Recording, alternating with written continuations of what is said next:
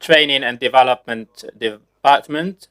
It's my pleasure on behalf of Dr. Mohammed Abdullah Al-Ali, Executive Director of Talent Research and Advisory, to welcome you at this important symposium with which we start the new year. We have with us an elite of intellectuals to discuss new approaches for combating hate speech and extremism. Distinguished guest, our Arab society have for so long suffered from hate speech and extremism, and combating such speeches has become one of the main concerns for security and society and research lately, especially after the emergence of ISIS and the Muslim Brotherhood, which showed reflectly its bloody aspects, and also the resort of terrorist or extremist group to media platform to spread the culture of violence and spread the propaganda and recruit new members. It has also been seen that the first steps for fighting hate speech and extremism is to discuss different angles of those speeches which lead to violence and terrorism. This is a work of team that requests convergence of efforts between different entities responsible for education, religion, culture, and research, and the youth in different countries of the world in order to eliminate such hate speech from the culture and protect the youth from such ideas. Since its establishment, Trent Research and Advisory has assumed the responsibility of achieving such goals by organizing several activities and publishing different studies concerned with dismantling the hate speeches, including those of the Muslim Brotherhood. This symposium aims to shed light on the latest mechanism and strategies in fighting hate speech and extremism, as well as the efforts deployed to combat those speeches and to evaluate the extent of their efficiency and how to improve them. Now, I would like to give the floor to the moderator, Mr. Mishai Benatek, to moderate the session. You have the floor. Thank you, Mr. Mohammed. Thank you, and good morning to all of you. And first of all, we would like to thank our colleagues at Trends Research and Advisory, and to be with this elite of intellectuals. It's a pleasure for me. My name is Mishai Ben Atiq. I am expert in international relations. Once again, thank you, Mr. Mohammed, and thank you, Trends Research and Advisory, for organizing such a symposium which increase the awareness of society. We are going to have with us a distinguished guest. We have with us His Eminence Dr. Osama AlAzhai, advisor to the President of the Arab Republic of Egypt for Religious Affairs. He will talk about efforts made in combating extremism and hate speech, assessment and recommendation. We have also with us His Excellency Omar Habtour Al-Dari, Executive Director of Islamic Affairs at the General Authority of Islamic Affairs and Endowment. We have also with us His Excellency Dr. Khalifa Mubarak Al-Dahi. He is Vice Chancellor for Academic Affairs at Mohammed bin Zayed University for Humanities. And last but not least, we have with us His Excellency Dr. Sultan Faisal Al-Amaiti. He will talk about new approaches to enhancing the values of tolerance and the human fraternity as an alternative to hate speech.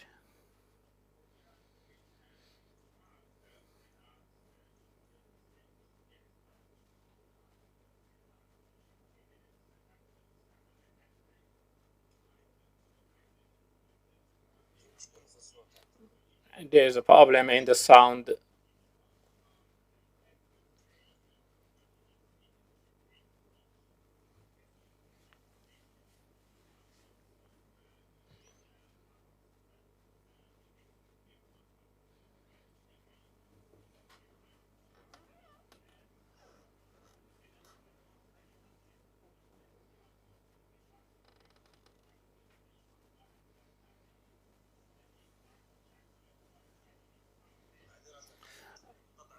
I'm sorry, I think I was disconnected. So I was talking about hate speech and how it's paired recently with the communication easiness between countries, which led to some concepts that led to violence against the others. The other could be a different gender, a different age. So we are meeting today to discuss and dismantle this concept, which actually has nothing good for society or for individuals. So we'll start with His Eminence Dr. Osama AlAzhai, advisor to the President of the Arab Republic of Egypt for Religious Affairs. You have the floor, and we remind our distinguished guest, each one of you has 15 minutes. That will be followed by open discussions and answering questions of the followers. In the name of God, the most compassionate, the most merciful, thank you, Mr. Mishai Ben Atiq, the moderator, for the science research and advisory presented by Mr. Mohammed Al-Salimi on behalf of Dr. Mohammed Abdullah Al-Ali for inviting us to this symposium of combating hate speech and extremism, new approach. And I would like to extend my wishes to His Excellency Dr. Khalifa Al-Dahi, His Excellency Omar Habtu Al-Dahi, His Excellency Sultan Faisal Al-Umayti, and thank you again for inviting me to this very important symposium. Combating hate speech and extremism, new approaches. This is a very important subject, and it has priority in our topics in all our countries, whether it's in the UAE, in the Kingdom of Saudi Arabia, or in Egypt, in all our countries in the East and the West. So I would like to summarize my ideas in few points.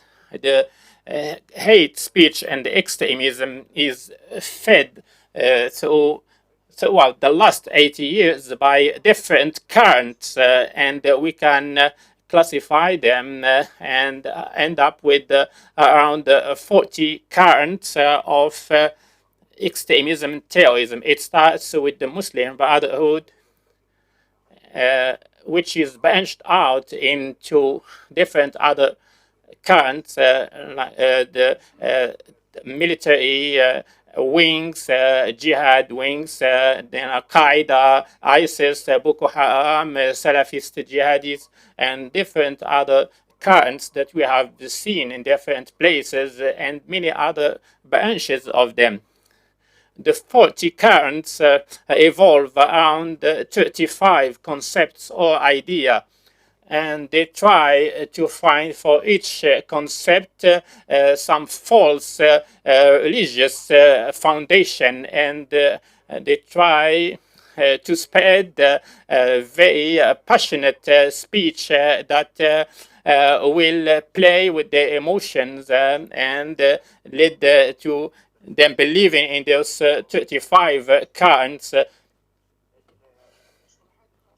The 34 concepts mentioned, they have 7 premises shared by all those currents, meaning that those currents, they all start from the 7 premises I mentioned, and then they vary in other concepts. So some of them exist in some currents and not in the other, but the common denominator among them is the 7 concept. The first one is considering others infidels. The second one, jahiliyyah, also loyalty, and also staying above of the others with the faith. Also, possibility of clashes. These concepts and idea evolve about hate speech and extremism. The main problem with this current is that they start off with speech that's not based on any religious foundation, and the common denominators between all these currents is that they are very weak in religion, and the circles of religious studies that were studied in schools of East and West, 12 sciences of religious studies with different arguments and documentation and building the human being concepts, different sciences that the scholar would have to study so that he can understand the Quran. So those currents did not have such sciences. The first idea was takfir, like it's called by Sayyid Qutb. The idea of takfir, of considering others infidel, is the foundation that led to all the following concepts and the currents of extremism and terrorism. So it started with a speech said by Hasan AlBanna in the fifth conference, when he said that ruling and imamat doesn't exist among our scholars in the foundation of religion. So this sentence is a huge mistake in religion. So if we check the book of Al-Ghazali and the book of Situation of Shaykh and the different other books about imama and the ruling and politics and management of affairs of society. They are under the religion studies, and they can be explained in different ways. So Hasan AlBanna moved them to the circle of usul, and those are of God and the angels and destiny, and he made them seven. So he moved one branch of the fiqh that can be diversified. He moved it to the foundation of religion. The problematic of this mistake is that the followers of this school of thought, they consider those who are against them as being against the foundation of religion and consider them as infidels, and then they carry weapons against them. So this idea of takfir started with Hasan AlBanna, and it became a full-fledged theory with Sayyid Qutb, and takfir was based on different concepts. And Sayyid Qutb wasn't content of considering infidels all those on the earth, but he started using infidelity with in an interactive way, considering the previous generations as being infidels. And Sayyid Qutb, and I am summarizing a lot, he came up with a theory that's called interruption of religion from existence for centuries. And we find that in his book, Social Justice in Islam. And he said there was an interruption of the existence of Islam itself from centuries. So this idea of interruption of Islam from centuries is the same that was said by Abu Bakr al-Baghdadi when he announced the emergence of ISIS. The idea of takfir, as I mentioned, after Sayyid Qutb, the idea of takfir has amplified, and ISIS will have someone called Dr. Imam. He has a publication, Terrorism in Islam, and those who deny it, they are infidels. So those who deny terrorism in Islam, for him, are infidels. So the idea of takfir, infidelity, which is the foundation of hate speech and carrying weapons, and Sayyid Qutb wrote about it as Jahiliyyah of the 20th century, and I noticed that he repeated the word Jahiliyyah 1,740 times, while the word Nur, which means the light, he repeated it 430 times. So this is how the idea of Jahiliyyah amplified and became like a sweeping idea. And the idea of Hakimiyya and Takfir led to Jahiliyyah and the winning team, and they consider that they can monopolize the promises that exist in the Quran. So, and there's also al-wala and al-ba'a. The idea of al-wala and al-ba'a, we have those currents that started with this false idea, started to take a strange position towards patriotism, and considering that any loyalty by the person to his country, consider it as some sort of infidelity, and that should be fought against, and consider that human being cannot be full believers unless he would carry the weapons against the others. And there are 7 others premises they use. They say like the nation has no value. The country is borders made by the occupying countries, and the countries are the shelters that God does not want. But they say there is no verse in the Quran that calls for loving the country, and many other ideas that they use to instill in the person's mind hate against his country, and make him believe that he would not be fully fledged believer unless he goes against his country, carry weapons against his country, and that telling him that he will not be among the winning team. I was exploring the words of our scholars about the state 100 years ago, how the scholars of Islam were looking at the idea of the nation, whether those different scholars and different currents of science in Islam, how did they look at the idea of the nation? And I had to be very patient. I looked at the speakers and different philosophers and poets, and I would like to mention a sample.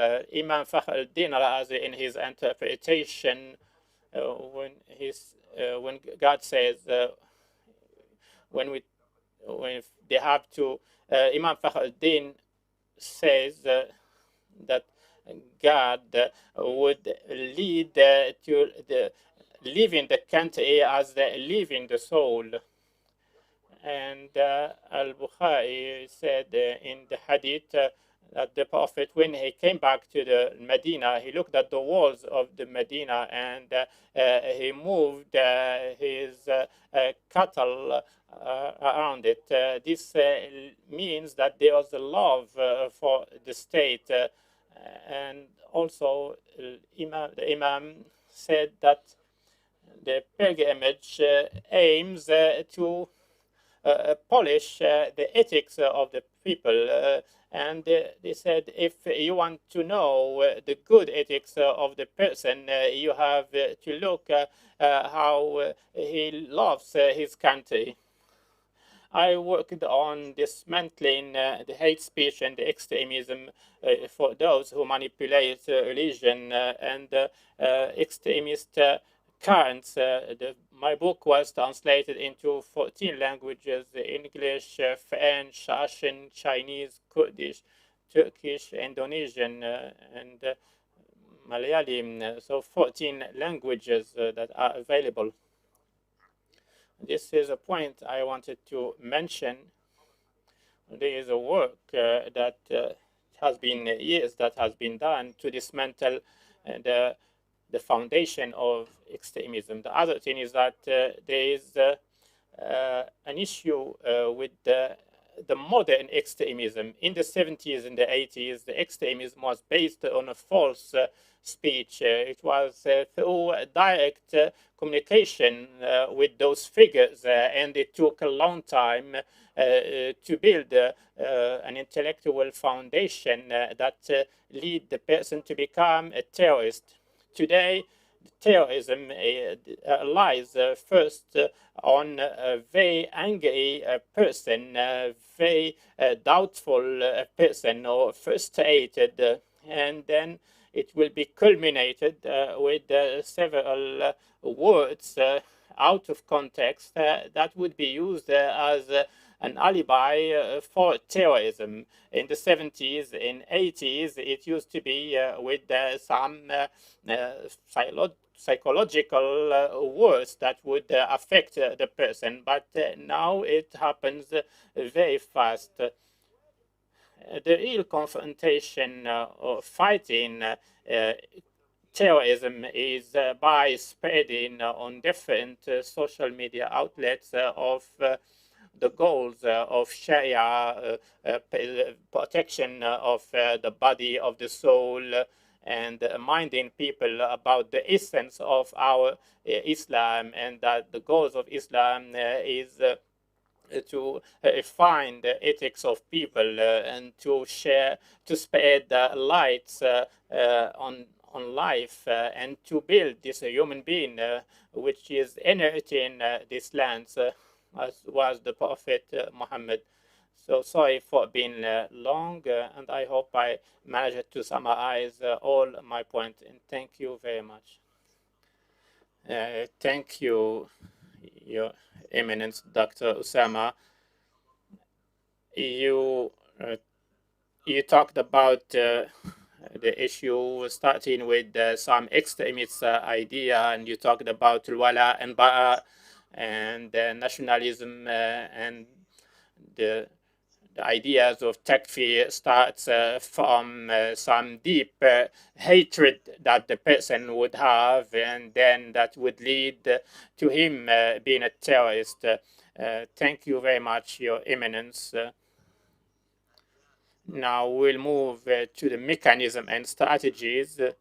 His Excellency Omar Hartoul, Executive Director of Islamic Affairs at the General Authority of Islamic Affairs and Endowment in the UAE. Your Excellency, you have the floor. May the peace and blessing and mercy of God be upon you. First of all, I would like to thank TAN's Research and Advisory for organizing this symposium, and I would like to thank my colleagues, the speakers. This symposium entitled Combating Hate Speech and Extremism and New Approaches may be the most important approach in this symposium is the new approach which we should tackle is to have the general scanning of the last 40 years that witnessed a lot of extremism. We have seen in the last two decades different methods for combating extremism, such as counseling and different programs of protection and rehabilitation and reintegration. But still, we have different contexts in the field of terrorism, the Arab context, the Asian context, the Western context, the African context, and the main comments for this context is that terrorism is still active from time to time. We have seen different phenomena that have become a reality. For example, from tweeting to bombing, from isolation to extremism, from jail to terrorism, which means that we need to find answers to many questions. Among those questions, what's the problem in the programs that we have for fighting extremism? Why there is no reaction from the extremists? Is this area supposed to live with extremism forever? There are any strategies for fighting extremism, and who is benefiting from extremism, and where are we now in terms of fighting extremism, and are we still doing nothing in this regard? And to answer these questions, in my opinion, I think we need to focus on main issues that I would like to summarize in 4 points. The first point, the extremist speech, which is a main pillar in the strategic plan of extremists and terrorists. It's not a secondary or random element, but it's a main element to spread the ideology of extremism and that put society in danger, whether such extremist speech is religious or not. Its main aspect is that it leads to chaos in society and also leads to lack of security in society and impose on society different thoughts than the one that they believe in. Also, among the aspects of this speech is that it always criticizes society and changes the religious text and try to have an impact on government and take advantage of social issues.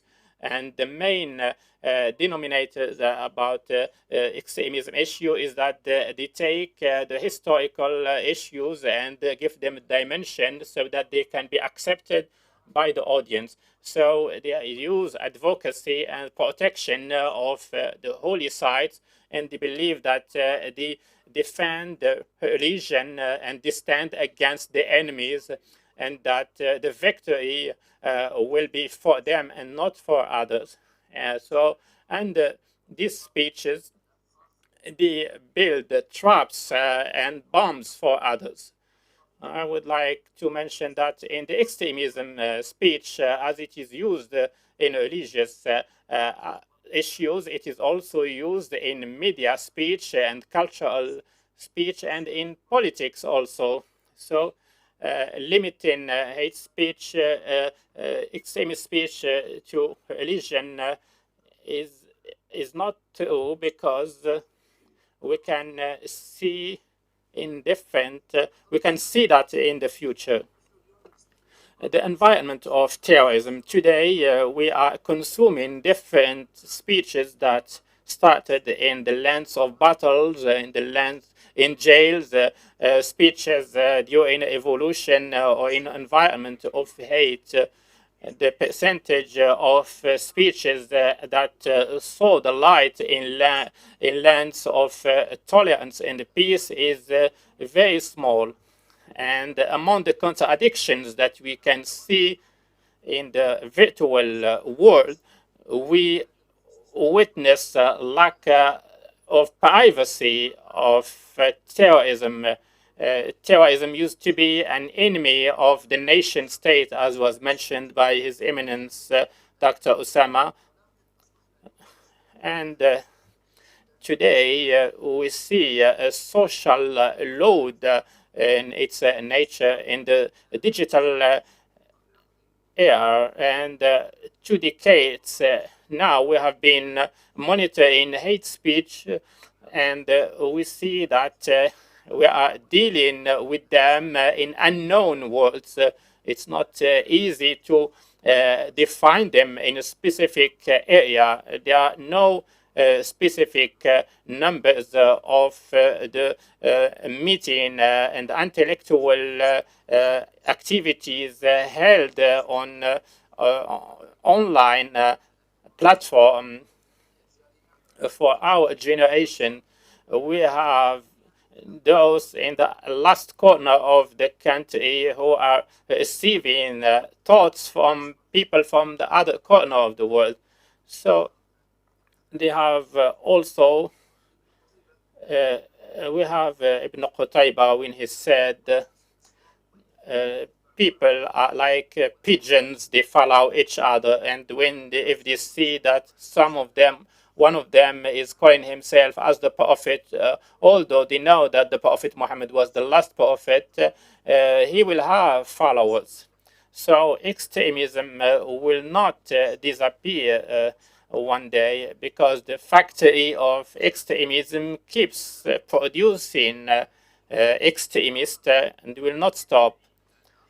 And probably one of the last changes we have seen is what happened with the use of COVID-19 and the use of this pandemic, just to use it as an alibi against people by some religious parties. They use it as just to say that God is taking revenge on human beings. Also, one of the main transformation that hate speech has seen is that it has evolved from being a self capacity that was produced by groups and parties. It has become a current that is spread, and extremist groups were always rejoicing their victory. And among the points of extremism is self-funding. Social media platforms now allow self-funding, and they can get funding through advertising, and they get funds for now anyone who is a social media influencer. They can get some funds for that. Now we have seen some figures who use this platform. We have seen some very young persons who use their phones and shoot the videos that they want. The speed also is one of the main elements of change in the hate speech. Today, hate speech, we see it in different events. They use their opinions and they level criticism against their countries. And I would like to conclude with the strategies.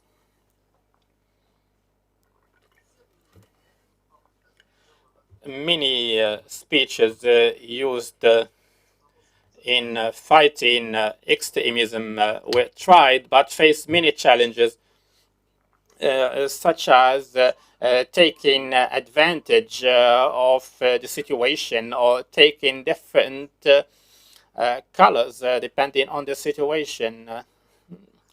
And among the main mechanism on which we need to focus in the new plans, first of all, the sound infrastructure for fighting extremism, and to have experts who are qualified to fight this extremism.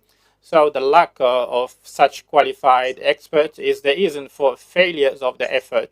The other thing is to bring back faith in the official religious entities.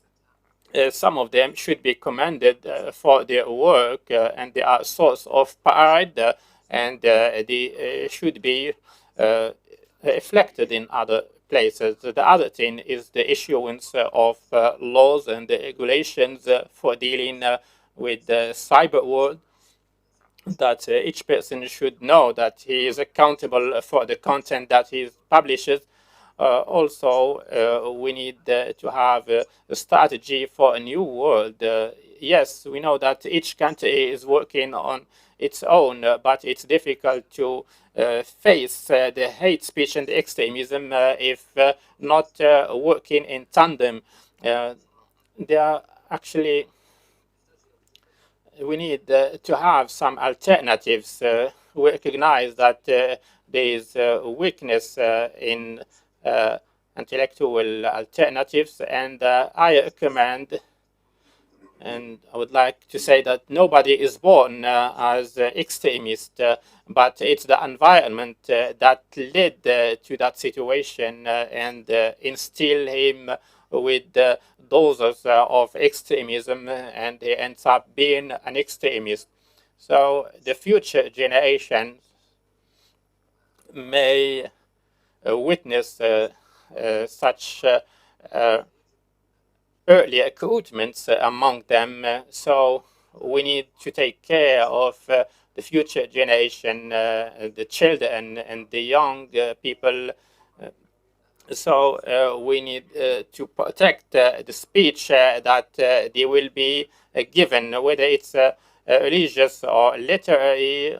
We need to focus also on some aspects that are ignored in such as the human values and the participation of society through the values of beauty, arts, culture, and sport, instead of putting the whole load on the religious speech, and also scanning the ideas and the vision, and also working against the hate speech. This will, because they consider themselves as the one that defend the religion. And last, collaboration with the official religious entities and qualify them so that the speech can be convincing, and that we can have societies that can stand up against those speech, extremist speech. Thank you, Dr. Omar Al-Dari, for your speech. I know that people are not born as extremists, but some ideas that recruit the youngsters or those who are vulnerable in society lead to extremism and hate speech.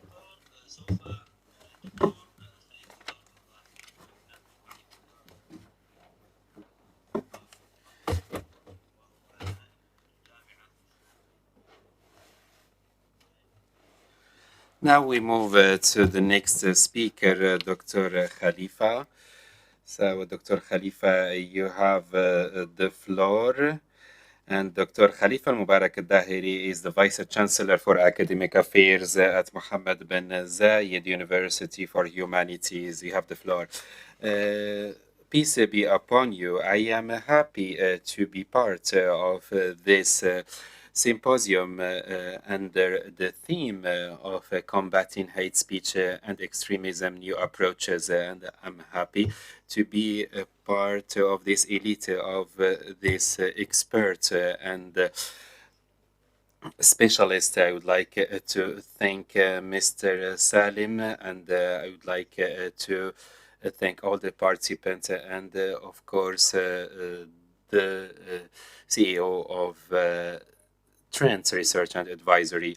If we want to talk about the inspiring experiences in combating extremist speech, we have to start by tackling what we are witnessing now in this world. And this necessitates that we look for the root causes of this crisis. And when we go through the causes, we find the complex factors and different worlds, and we find that there are several influences that have led to this phenomenon. It is a complex equation, and all these complexities led to the making of destruction and instability, and also this clash of cultures is among the causes of the terrorism and the extremism. In addition to that, there are the social causes which affect the lifestyle and contribute to the making of extremism and terrorism. The religions in general are seeking the population of the earth and not the opposite. There is no religion that incites for destruction and murder. And the religions are like energy, they can be utilized to populate the world and to contribute to their prosperity. And also, religions can be used to destroy the nations and to divide among the people. And of course, we have to admit and acknowledge that several research and studies pretend that religions are the cause of destruction and terrorism, and this logic is not acceptable and is not reasonable. We can mention the following perceptions, or rather misperceptions. First, we have to admit that too many studies were based on the misinterpretation of some verses, and terrorists and extremists, for instance, believes superficially in the fact that God incites for killing others who are not belonging to his own religion. And this person who has this superficial and wrong interpretation, he ignores the other verses and hadith that state something else, and he decontextualizes the meaning and the verse, and he deviates from the essence of Sharia, because Sharia is based on moderation and respecting others, and a lot of people have followed the same path by decontextualizing the verses. The other thing is the stagnation in interpreting the Quran.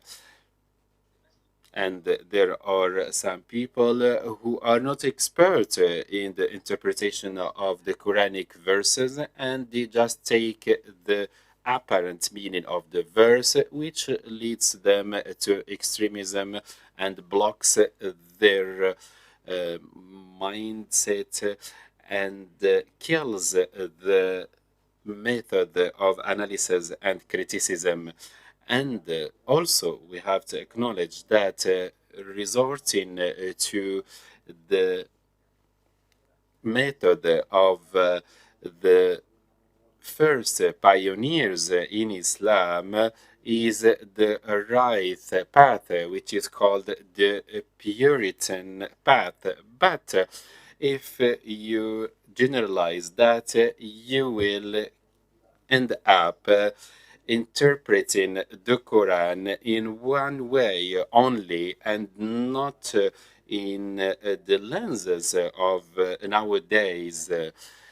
And among the factors and the causes of extremism is the lack of accepting the different opinions. And this attribute and trying to eradicate the other and focusing on the self and being egocentric. This, of course, leads to extremism. And if the person believes in the legitimacy to kill those who do not have the same religion, of course, this narcissist mind leads to extremism. And this kind of people think that only the likes of them are going to go to heaven, to paradise, and the rest are going to hell. So this was and has been deeply rooted in the concept of those who do not embrace tolerism, and this trends. This trend led to calling non-Muslims infidels. And those who do not embrace tolerance, they also tend to sacralize.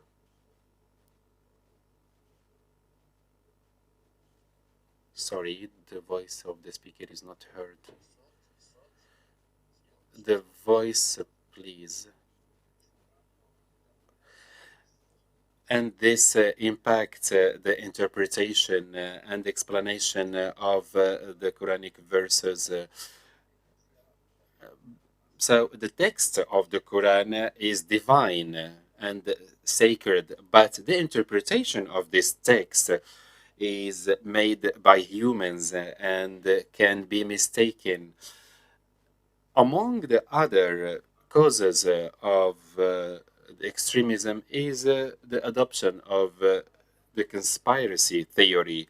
When those look at the other, they bring back everything that happened in the past, and they always bring back all the terms of the intellectual invasion, and they consider all the previous civilizations in one way.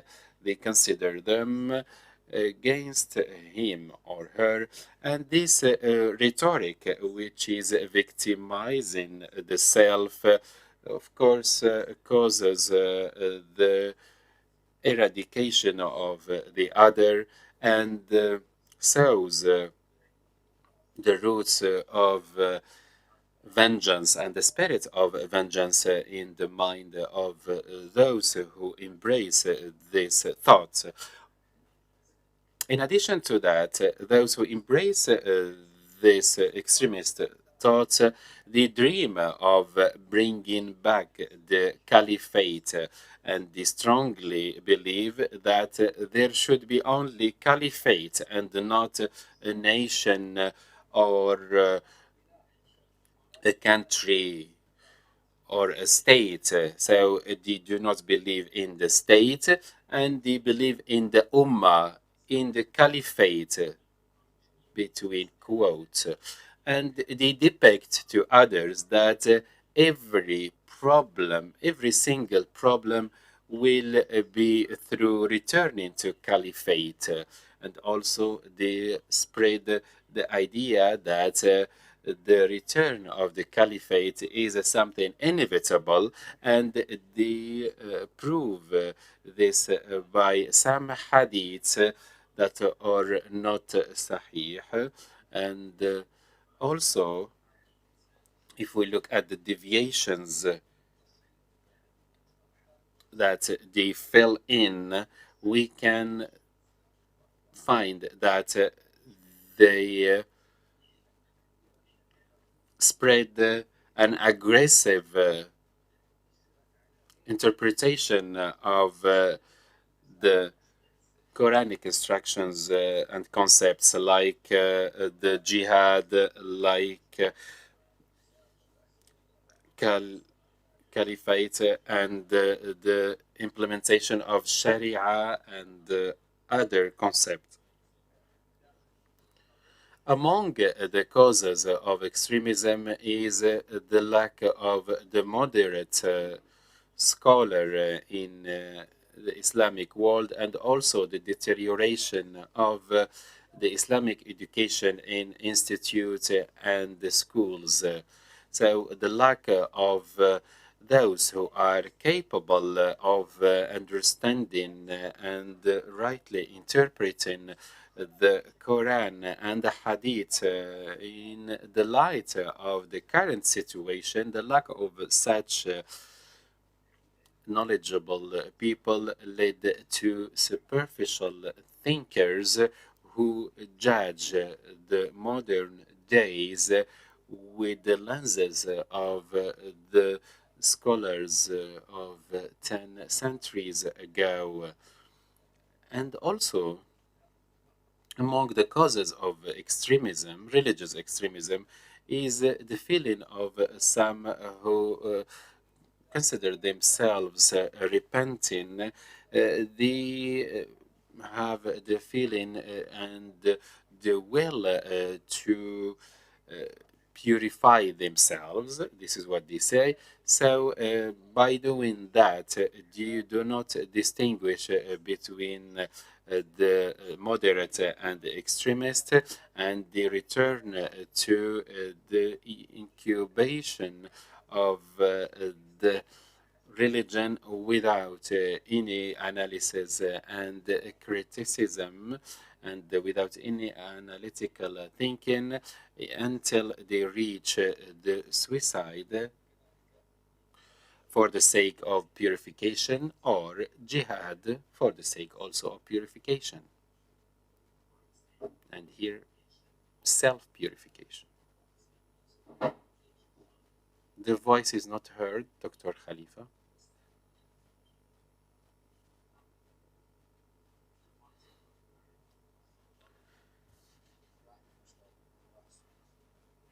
The voice is gone. And also, those tend to defame the names of the moderate scholars. Thank you very much. Thank you very much, Dr. Khalifa. We didn't hear your last point. If you can repeat in 1 minute what you have just said in the end. Well, okay. I would like to conclude by saying that among the causes of the hatred speech and the extremism and this Islamophobia, at the end, I would like to thank you for your invitation, and I thank you for organizing this wonderful e-symposium. Thank you very much, Dr. Khalifa, for this rich presentation. You talked about the defamation of religions, and unfortunately, you tackled the fact that some misinterpret the Quranic verses, and this misinterpretation leads to inciting violence against others. Now we move to His Excellency Dr. Sultan Faisal Al-Rumaiti is the Secretary General of the Muslim Council of Elders, and he will talk about new approaches to enhancing the values of tolerance and the human fraternity as an alternative to hate speech, and it will be the last presentation of today. Thank you very much, and the peace be upon you. Your Eminence, Your Excellencies, ladies and gentlemen, I thank you for giving me this opportunity. I'm happy to be part of this symposium as you are discussing one of the most important topics in the Arab world. This theme becomes extensively discussed in TVs and in several platforms. And as you know, the hatred speech is not something new, but it is ancient and old, especially in the Arab world. What is new is that the mechanism of inciting to violence and hatred changed. And allow me, Mr. Amshari, to deliver my presentation and ask a question to His Eminence, Dr. Osama AlAzhai, as well. I believe that the global development is important to making peace and combating extremism. I don't want to hold the scholars the responsibility for the extremism. I think that the growth and development is important in order to fight extremism. In addition to that, there is the role of education and the family in order to promote the values of human fraternity. And I think that in the long run, we need a real development project. And this project should be the realistic response and answer to the speech of extremism and hatred. And I would like to share with you an experience.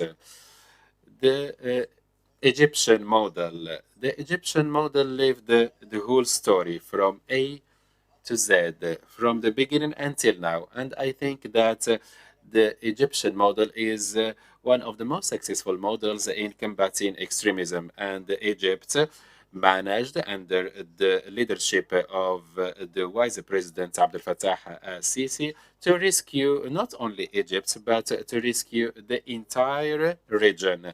So the government of Egypt held the responsibility to rescue the entire region and prevented this region from sliding to extremism and terrorism. And that was not through the military combat in Sinai, but also through an intellectual confrontation and a developmental confrontation. The development confrontation is important because it will dismantle the hatred speech, and I hope that the government of Egypt manages to make the development plans successful. And God's willing, we will manage to counter the hatred speech. Your Eminence, Al-Azhari, I have a question. Yes, go ahead.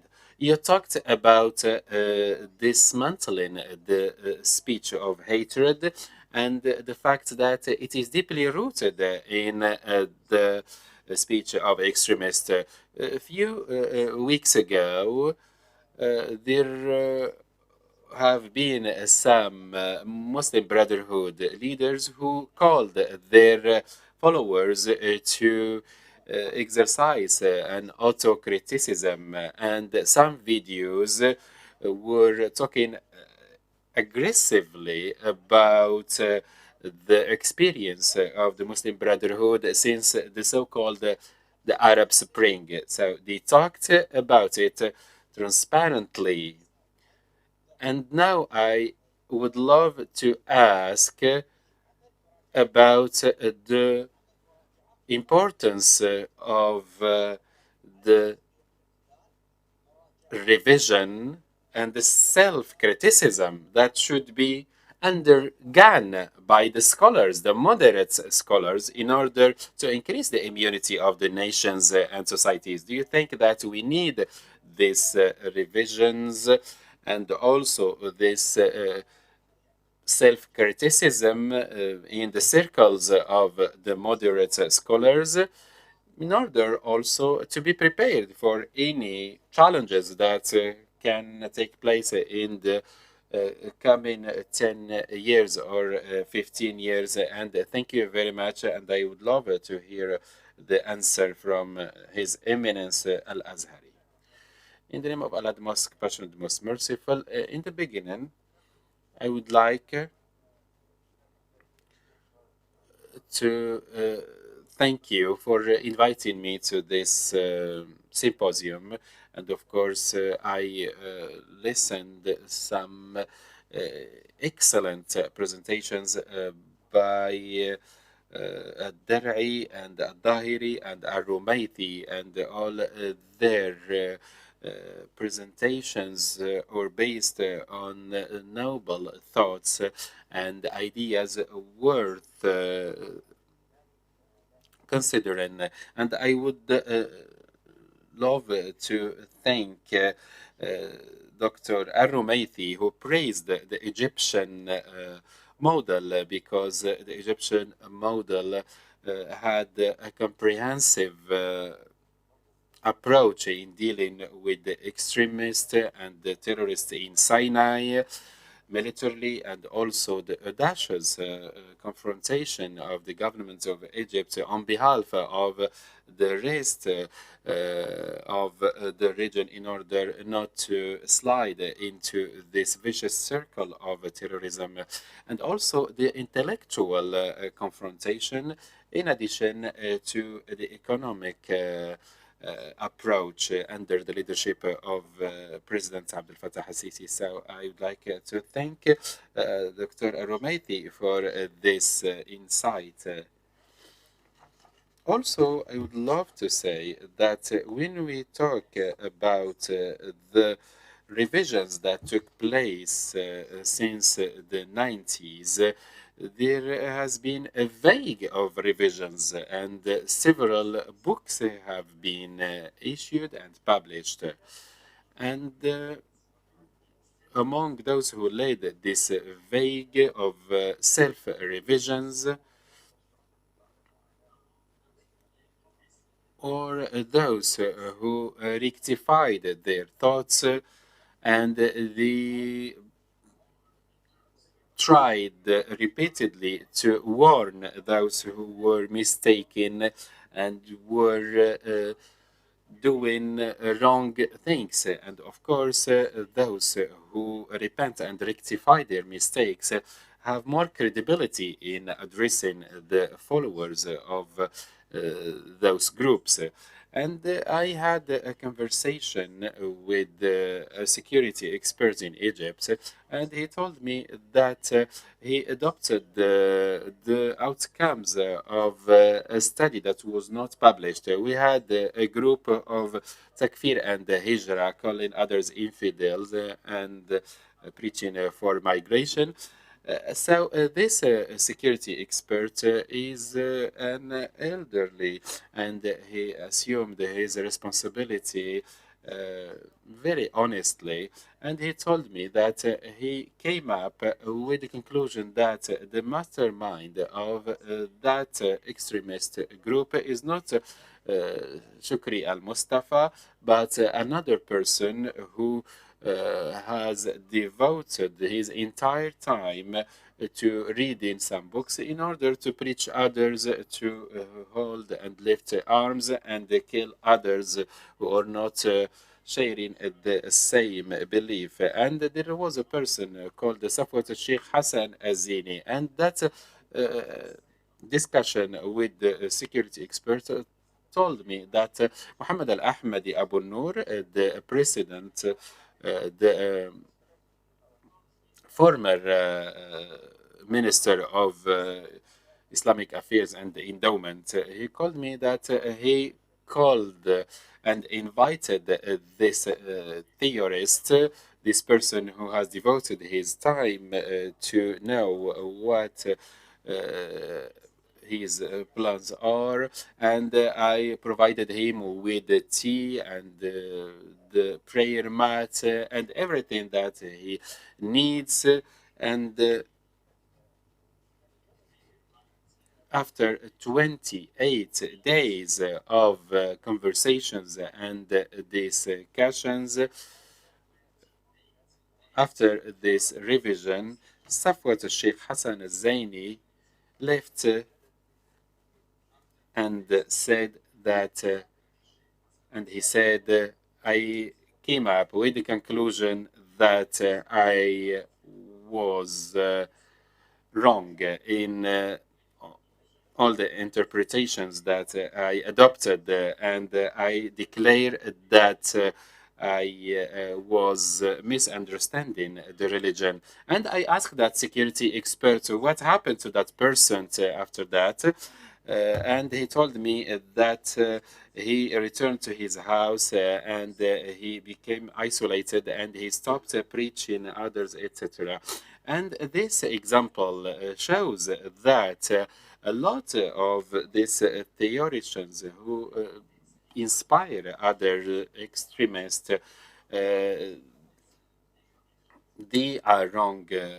And I would like to also say that in the circles of the scholars in Sharia, we have to admit that so far we have not concluded a project that is the most ideal and the one that can fill the gap and can answer all the questions of the complexities of the Muslims nowadays.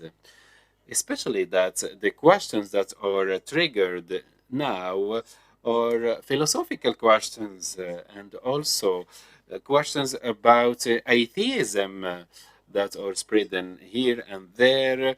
And if we look at the study between 2012 until now, we came up with the conclusion that there is 70 complexities and the questions about philosophy, cosmology, ontology, and all these theories need answers and explanation by the innovating scholars. The other thing is the human intelligence and the cause of the hereafter and the infinity. And we can give a name of an Australian who present a philosophical theory, and that person caused the increase of the atheism. And unfortunately,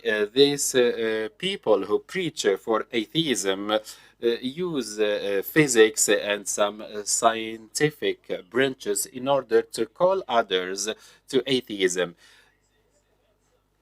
In conclusion, there is a philosophical perspective and dimension of the project we have to come up with.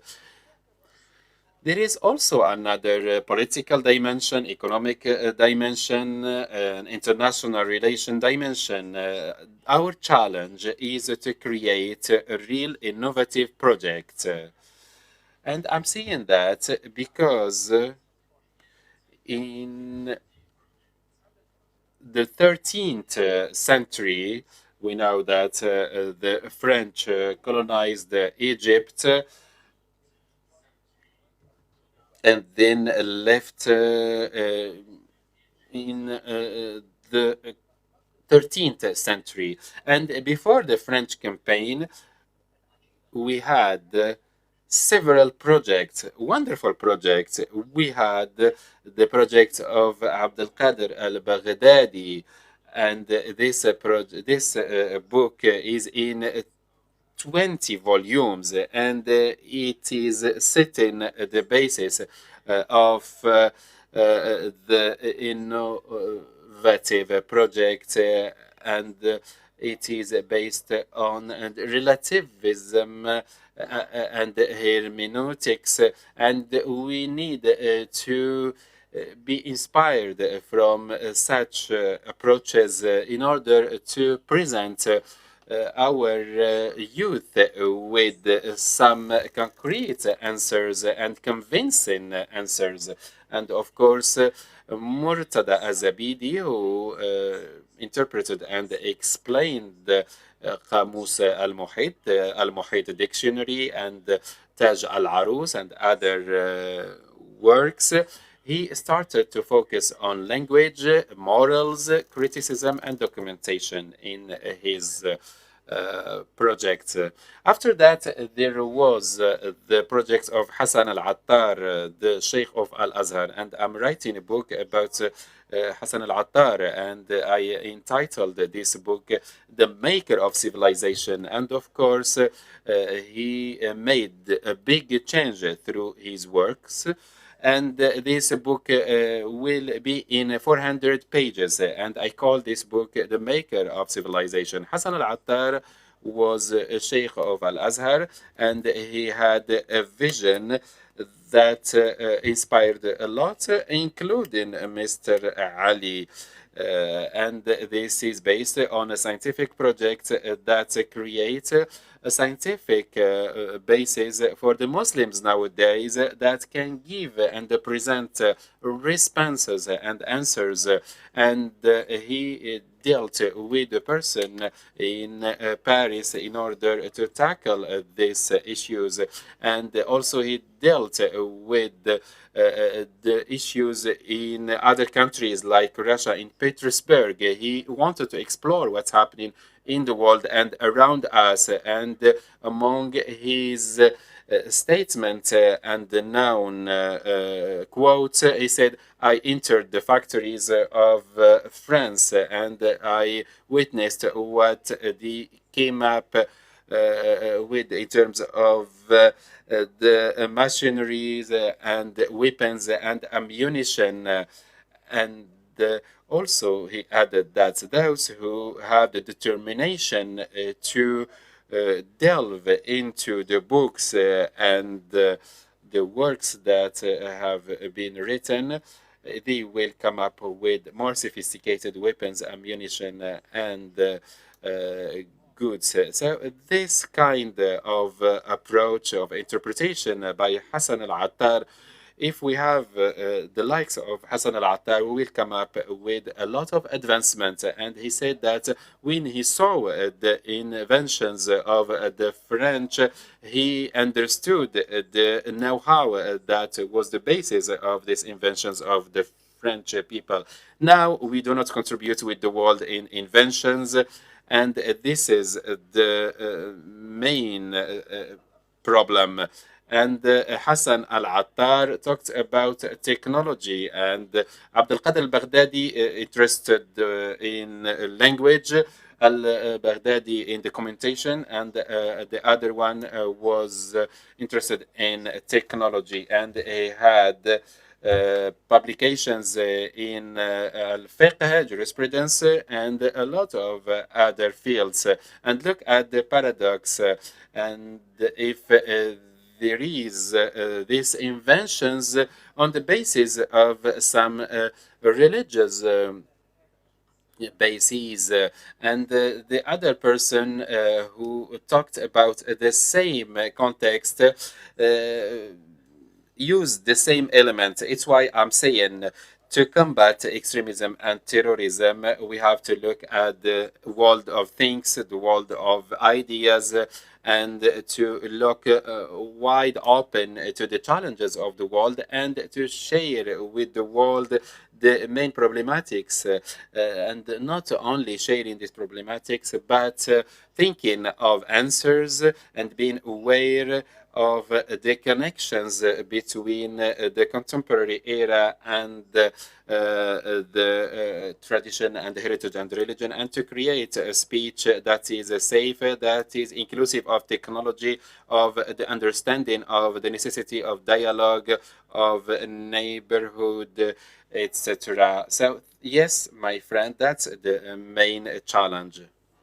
And that's the main combat that we can conduct to counter terrorism and extremism. This wide horizon that is based on believing in God. And I say that it is about 5 words. And I said that in Jakarta 2 weeks ago.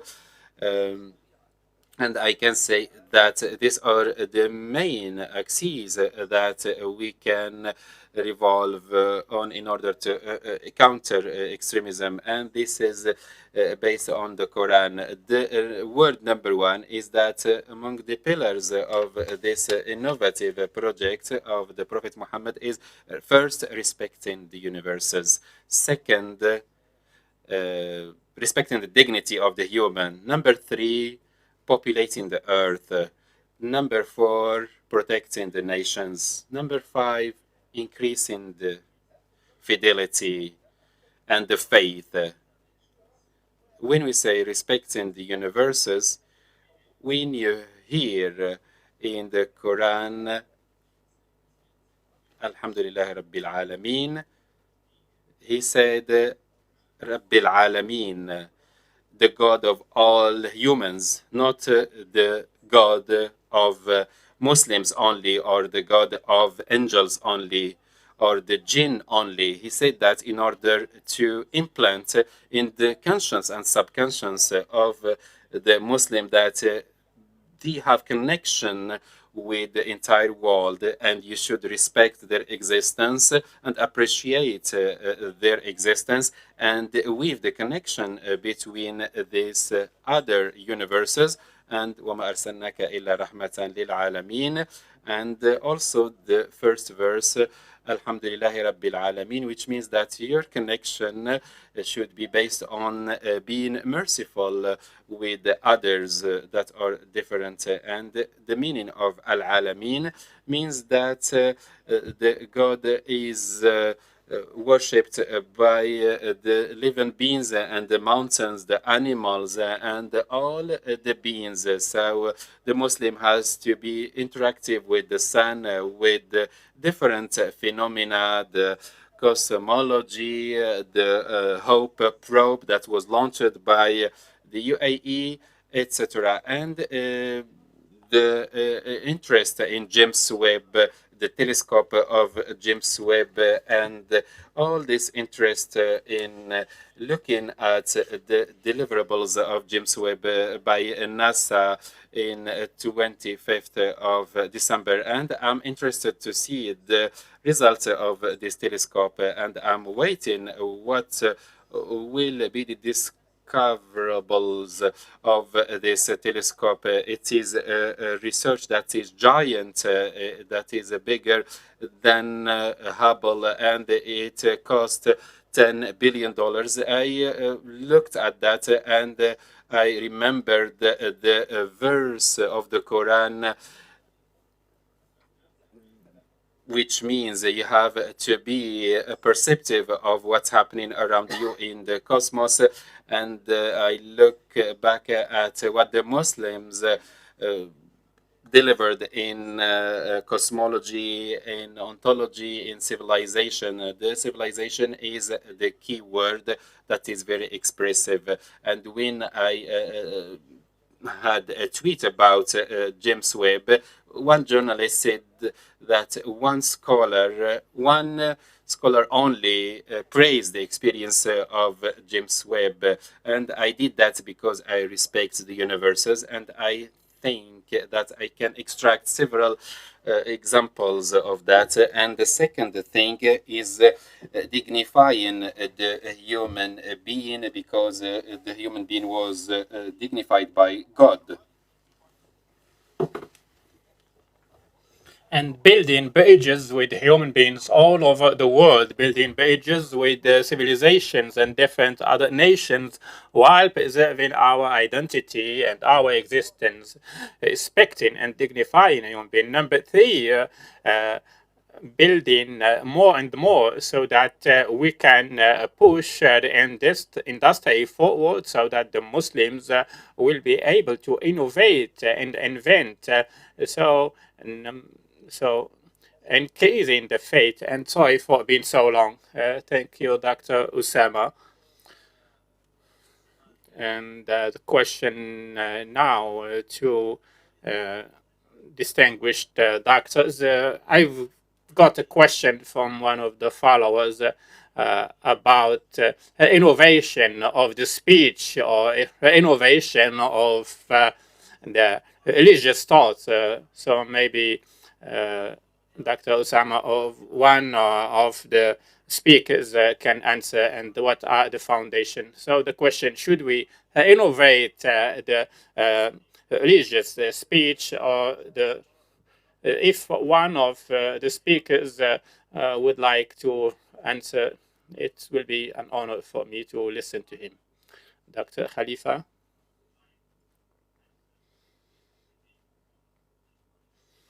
Or Dr. Sultan?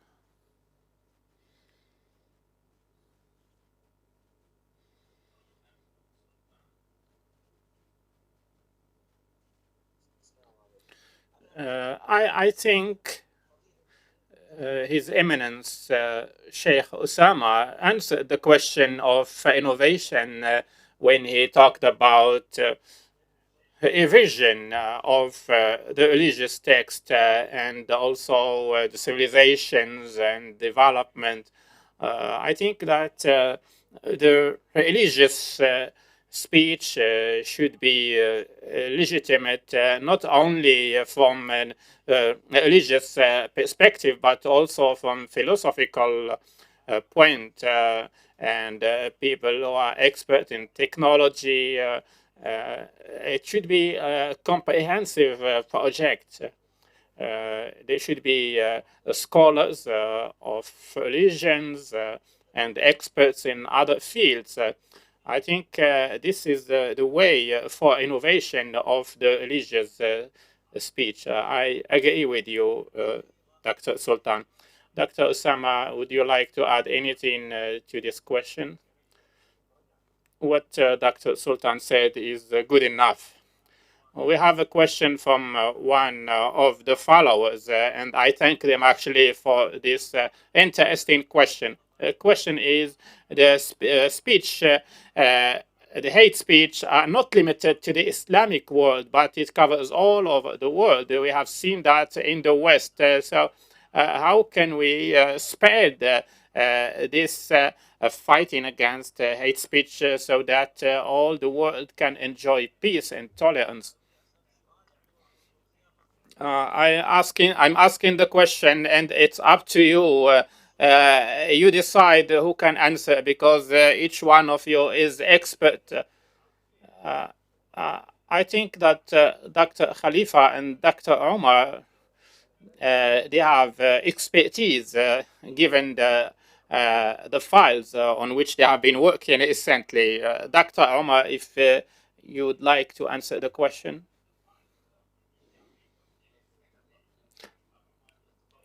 Regarding extremism, the question that extremism is not confined to a specific religion, but we can see it in other religions. I think that this underscores the importance of innovating the religious speech and balancing the rhyme because religion is important and all the official entities in charge of religious affairs in different countries should give a huge importance to this issue. The religious discourse can motivate people and push them towards development of the nations. And they should know that this religion came up only to build the nation, and this is the responsibility of the experts in religious affairs. And I think that directing religious discourse towards development of nation is the main point for deciding between the moderate discourse and the discourse that would be filled with ideology and that will waste the potential of the young population in the Islamic countries. I have last question from one of the followers, Dr. Osama, if you can answer quickly because we are running out of time. The question is it possible that His Eminence, Dr. Osama AlAzhai, can tell us how dominance can be used, how can it be used, how dominance of those extremists are using dominance to motivate others. The expression of dominance with faith has been mentioned a lot by Sayyid Qutb, and when we talk about such people, lots of them have passed away.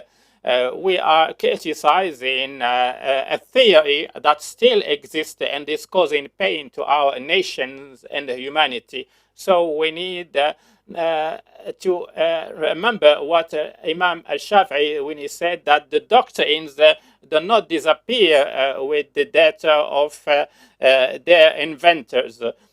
So dominance through religion is a false, completely false idea because the Almighty God used the word dominance for the witches. For the Prophet Musa had said, you are the one above. So the idea is not about those who get dominance through faith, but the idea is for that those who are scared of God, then God will put them above of the others.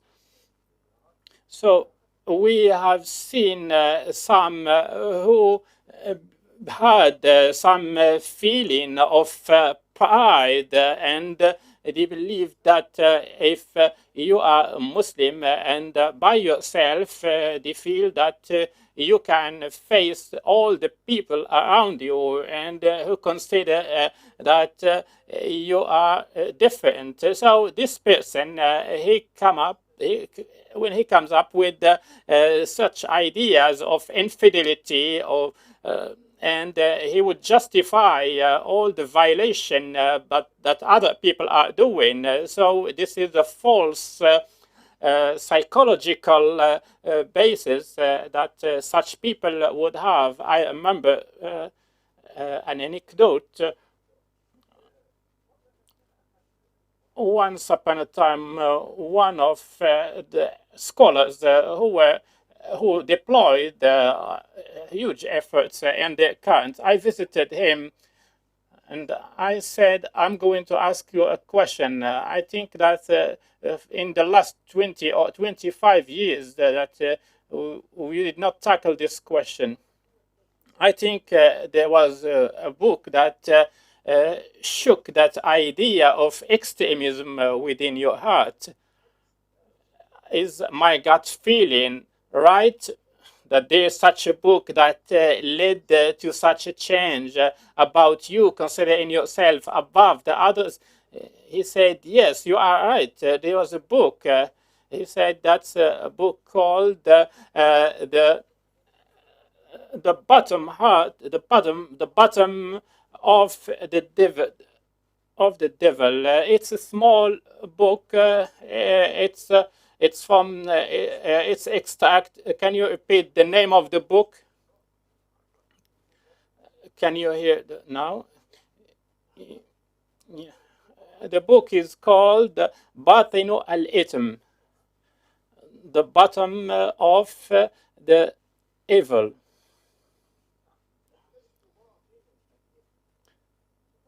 So in this book, he explains the verse of the Quran, Batinu al-Ithm. He says that the surface of the evil is clear, such as killing, theft, but what is the bottom? He concluded that the bottom is to have the pride when the person thinks that all the others around him are infidels and he is the only believer and the only person that follows the Islamic path, and he belongs to the winning team, and that leads him to being considering himself above the others, and he becomes very rude against the others. So this person told me, when I read that book, Batinu al-Ithm, I found out that it was describing the inside of me, and I was scared with the details it was describing that myself I have. So he said I was filled with a lot of pride, but I can call it also dominance with faith. And you can give it any other names, and it tries to delegitimize the other. So he said, when I read the book, I found out that I used to consider myself the only right person. So the idea is that there are some psychological dimensions that are deep that we need to study. And to study the psychology of extremism is important too. And I don't think there has been enough studies except one by Dr.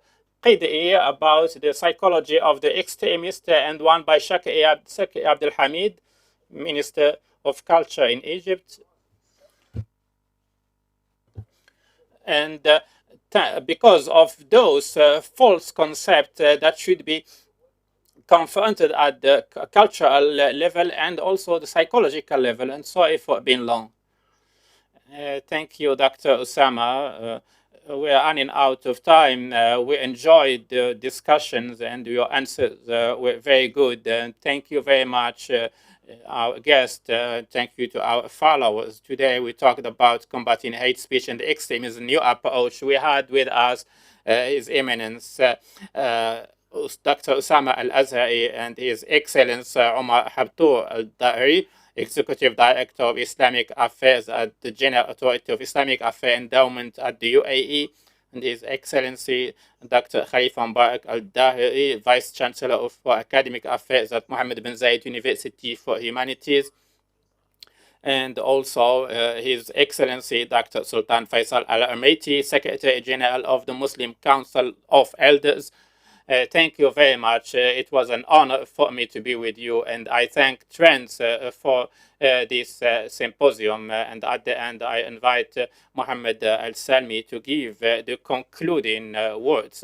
I would like to thank Trends Search and Advisory and his director, Mohammed Al-Ali, and I thank the speakers for their ideas and thought, and I thank Mr. Mishai Ben Atig for his moderation of this symposium, and thank you to all those who followed us through the platform, and we hope to see you next time. Thank you.